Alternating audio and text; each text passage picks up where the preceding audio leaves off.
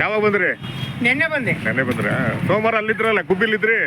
ಗುಡ್ಡಿ ಐತೆ, ಮಂಗಳವಾರ ನೆನ್ನೆ ಬಂದೆ. ಹೌದಲ್ವಾ? ಆಮೇಲೆ ಒಂದು ದನದ ಆಯಸ್ಸು ಎಷ್ಟು ವರ್ಷ ನಿಮ್ಮ ಅನುಭವದ ಪ್ರಕಾರ? 20 ವರ್ಷ. 20 ವರ್ಷ ಅಲ್ಲ? 20ರಿಂದ 25 ಹೇಳ್ಬೋದಾ? ಇಲ್ಲ 25 ಅಂದ್ರೆ ಅವ್ ಎದ್ದಾಳಕ್ಕಲ್ಲ. ಎದ್ದಾಳಕ್ಕಿಲ್ಲ. 20 ವರ್ಷ ಚೆನ್ನಾಗಿ ಓಡಾಡ್ತಾರೆ ಅಲ್ವಾ? ಯಾಕಂದ್ರೆ ನಮ್ಮ ಆರೋಗ್ಯನಲ್ಲಿ ಏರುಪೇರಾದಾಗ ನಾವೇನ್ ಮಾಡ್ತೀವಿ? ಎಷ್ಟು ವರ್ಷ? 72. ನನಗೆ 82. ಬತ್ತಿ ನನಗೆ ಸರಿಗೆ ಇವಾಗ ಆಗಲ್ಲ.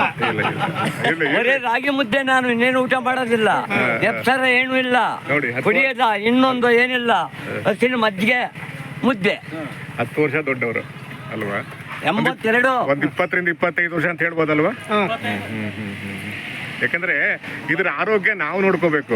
ಈಗ ನಮ್ಮ ಆರೋಗ್ಯದಲ್ಲಿ ಏರುಪೇರಾದಾಗ ನಾವು ಡಾಕ್ಟರ್ ಹತ್ರ ಹೋಗ್ತೀವಿ, ಯಜಮಾನ್ರೆ ಡಾಕ್ಟರ್ ಹತ್ರ ಹೋಗ್ತೀವಿ. ಡಾಕ್ಟರ್ ಹತ್ರ ಹೋದಾಗ ನಾವು ಎಲ್ಲ ಟೆಸ್ಟ್ ಮಾಡ್ತೀವಿ ಅಲ್ವಾ? BP ಚೆಕ್ ಮಾಡ್ತೀವಿ, ಶುಗರ್ ಚೆಕ್ ಮಾಡ್ತೀವಿ.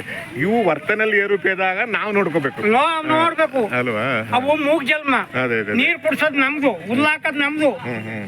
ಹೆಂಗ್ ಇತ್ತೀಚೆಗೆ ಸ್ವಲ್ಪ ಪರವಾಗಿಲ್ವಾ? ಹಳ್ಳಿಕಾರರ ಜನ ಅಲ್ವಾ ಇತ್ತೀಚೆಗೆ ಅಲ್ವಾ? ಸ್ವಲ್ಪ ಕರೋನಾ ಆದ್ಮೇಲೆ ಒಂದ್ ಸ್ವಲ್ಪ ಅರಿವು ಜಾಸ್ತಿ ಆಗಿದೆ.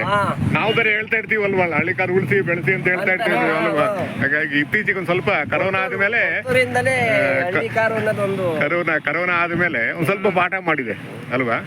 ಆಗ್ಲಿ ಸರ್, ಒಳ್ಳೇದಾಗ್ಲಿ ಯಜಮಾನ್ರೆ, ಒಳ್ಳೇದಾಗ್ಲಿ. ಒಳ್ಳೆ ಕರುಗಳನ್ನ ಕೊಡ್ಸಿ.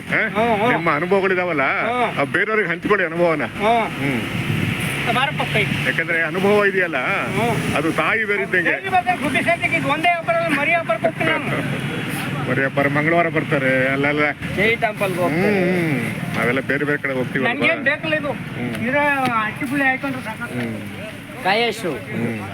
ಅನುಭವ ಇದೆಯಲ್ರಿ, ಅನುಭವದ ಮುಂದೆ ಯಾವ್ದು ಅಲ್ಲ.